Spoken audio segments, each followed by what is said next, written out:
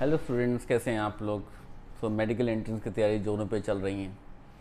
मैंने आपको आखिरी लास्ट वीडियो में अपने बताया था किस तरीके से आप अगर आप एवरेज स्कोर आपका मॉक टेस्ट में 350 से 400 या 500 के बीच में है तो कैसे आप उसको बूस्ट अप करके अराउंड 650 तक जा सकते हो। तो आई होप कि वो सारी वीडियो आप देख करके उसको फॉलो कर रहे होंगे, और मैं चाहता हूँ कि मेरे सारे बच्चे एटलीस्ट इतना तो परफॉर्म करें कि उनके हाथ में काउंसलिंग लेटर तो आ जाए, और काउंसलिंग करने वालों को दिक्कत होगी हम किसको लें और किस ना लें। अब बच्चों हम थोड़ा सा आगे चलते हैं इसमें, किस तरीके से हम अपनी मींस मॉक टेस्ट को टाइम के अंदर परफॉर्म करें, या आपके नीट के एग्ज़ाम को जो आप 17 जुलाई को दोगे उसको टाइम के अंदर परफॉर्म करेंगे, किस तरीके से आपका मैक्सिमम सिलेक्शन के चांसेस और बढ़ जाएं। तो उसमें टाइम मैनेजमेंट स्किल्स आप लोगों ने अच्छे से ध्यान दिया होगा। तो उस टाइम मैनेजमेंट स्किल्स में क्या करना होता है, सबसे पहले आप जब क्या हाथ में क्वेश्चन पेपर आता है, उस क्वेश्चन पेपर को आप रीड करते हैं तो रीड करने में टाइम वेस्ट नहीं करना है, क्योंकि वो टाइम जाएगा तो वापस आएगा नहीं। तो आपको सबसे पहले अपने बायोलॉजी के सेक्शन में आना है। बायोलॉजी के सेक्शन में जब आते हैं तो उसमें दो चीज़ श्योर है एकदम, या तो आपको आता है या आपको नहीं आता है। तो अगर आप बायोलॉजी के क्वेश्चंस को एक तरफ से अटेम्प्ट करना शुरू करते हैं, तो अगर आपको क्वेश्चन पढ़ते पढ़ते उसका आंसर आ रहा है तो समझो कि आपका क्वेश्चन का आंसर सही होने वाला है। बट लेकिन अगर आप पढ़ करके, कई बार होता है कि हमें पढ़ के क्वेश्चन समझ में नहीं आता तो आप ऑप्शन देखते हो, फिर उसको आप लिंक करने की कोशिश करते हो। तो इस कंडीशन में ऐसे क्वेश्चन को आप राउंड अप करें और आगे निकल जाएं, उसको तुरंत अटेम्प्ट ना करें, क्योंकि चांसेस ये हैं कि आप या तो आपको उसको नहीं आता है, या आप भूल चुके हो, या कन्फ्यूज़ हो रहे हो, तो उसमें गलत होने के चांसेस ज़्यादा होते हैं। तो बायो के ऐसे क्वेश्चंस को राउंड अप करके सिर्फ जो एश्योरिटी है जो आपके सही होंगे ही होंगे उसको करते हुए फटाफट बायोलॉजी के सेक्शन को ख़त्म करो।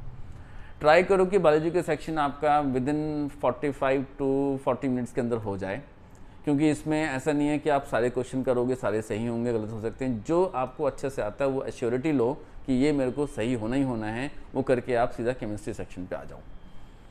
तो यहाँ पे आपको 40-45 मिनट्स यूटिलाइज हो गया। आपने लेट सपोज 5 to 10 क्वेश्चन छोड़ दिए क्योंकि आपने गलत अटैम्प्ट नहीं किए हैं, क्योंकि गलत अटैम्प्ट करने से सीधा 5 नंबर कटेगा।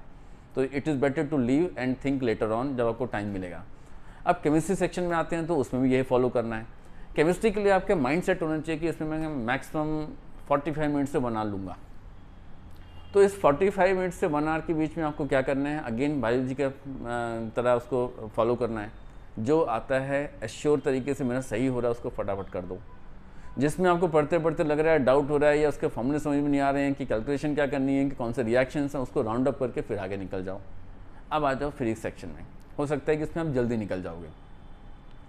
फिजिक्स सेक्शन में भी यही करना है, क्योंकि उसमें कुछ डेरिवेशन बेस्ड क्वेश्चन होते हैं, कुछ डायरेक्ट होते हैं, कुछ बहुत सिंपल होते हैं, उसको पढ़ करके आप जल्दी निकाल सकते हो। तो वैसे तो बायोलॉजी के लिए 45 मिनट देना चाहिए, केमिस्ट्री के लिए देना चाहिए अप टू 1 आवर, और फिजिक्स के लिए भी 1 आवर तक आप, या उससे थोड़ा 5 मिनट ज़्यादा ले सकते हो। देखिए एक चीज़ इसमें लूप होल आ रहा है। वो लूप होल क्या है? OMR sheets. OMR शीट्स को भी रैंडमली भरने में अगर आप देख के करते हो तो भी कम से कम वो 15 to 20 मिनट्स खा जाता है, और ये वो टाइम होता है जिसमें आपका टाइम किलिंग का पता ही नहीं चलता है। तो बच्चों ये भी ध्यान देना है कि OMR शीट्स को भरने में जो टाइम है वो आपके उस टाइम के अंदर ही काउंट हो रहा है। तो इस हिसाब से अगर हम देखते हैं तो प्रेशर थोड़ा सा बढ़ना है, क्योंकि टाइम मैनेजमेंट में प्रेशर बढ़ेगा।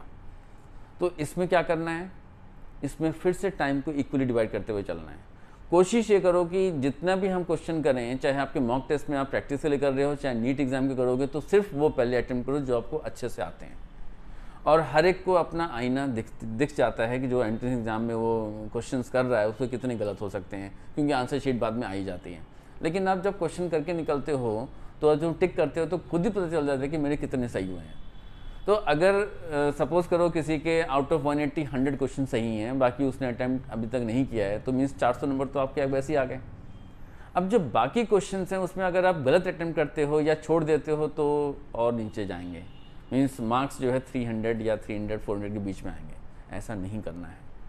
इसीलिए मॉक टेस्ट पे अभी आना ज़रूरी है, क्योंकि अब जो क्रैश कोर्स या टीचर के साथ लंबी प्रॉब्लम लेके डिस्कस करके टाइम पास कर रहे हो, तो उसका टाइम अभी नहीं है। उसमें आप सिर्फ फ्रस्ट्रेशन आपके हाथ में आएगी। Crash course is crush course to me. So कोई फ़ायदा नहीं, चाहे ऑनलाइन करो चाहे ऑफलाइन, उसका कोई फ़ायदा नहीं है। अभी सिर्फ मॉक टेस्ट की आपको बचा सकता है। तो मॉक टेस्ट में आपको यही टाइम मैनेजमेंट स्किल्स को बहुत अच्छे से प्रैक्टिस करना है, और मैं जानता हूँ आप सब बहुत अच्छा कर रहे हो। सिर्फ आपको अपने ऊपर कंसंट्रेट करना है, फोकस करना है। और जितना डेडिकेटेड और पैशन आपके अंदर में अभी रहेगा, वो चीज़ आपको अच्छा रिजल्ट आगे दे के ही जाएगा। तो बच्चों, जितना आप मॉक टेस्ट में अच्छे से प्रैक्टिस कर रहे हो, जितना आप टाइम मैनेजमेंट को लेकर के उसको और अच्छे से रिवाइज़ कर रहे हो, मॉक टेस्ट में यही चीज़ फ़ायदा आपको नीट एग्ज़ाम में देगा। आई होप आपको मेरी बातें समझ में आ रही होंगी। ये देखो मेरा क्लासरूम है जिसमें हम बच्चों को पढ़ाते हैं। यहीं से ही डॉक्टर, बायोटेक्नोलॉजी साइंटिस्ट निकलते हैं। क्या आप में वो दम है, क्या आप में वो जज्बा है कि आप यहाँ से या ऐसे ही क्लासरूम से निकल करके एक स्टेथोस्कोप पहन के आप किसी प्राउडली मेडिकल कॉलेज में जा सकते हो? सोचना, और उनको ज़्यादा सोचना जिन्होंने आपको इस कोचिंग सेंटर में भेजा है। आपके पेरेंट्स, वो आपसे काफ़ी उम्मीदें लगा के बैठे हुए हैं। उनकी उम्मीदों को सोचना। जब ये चीज़ आप सोचोगे तो आपको पढ़ने का जो मज़ा है या जो डेडिकेशन है वो और शायद बढ़ जाए। सिर्फ अपने आप को फोकस करो, यही आपको रिज़ल्ट देगा, यही आपको नाम कमा के देगा और इसी से आपकी ज़िंदगी बनेगी। बाकी सब चीज़ें को एक तरफ क्या कहते हैं, डाइवोर्स दे दो। मिलता हूँ नेक्स्ट वीडियो में एक इम्पॉर्टेंट और टिप के साथ में।